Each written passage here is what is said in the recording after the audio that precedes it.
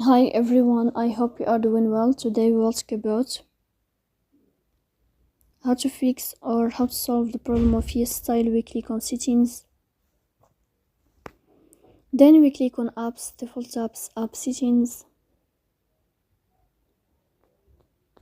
Here you will search about YesStyle. In this page, you will click on first stop and you will click OK. Here you will enter to the window of storage. Then we click on clear cache.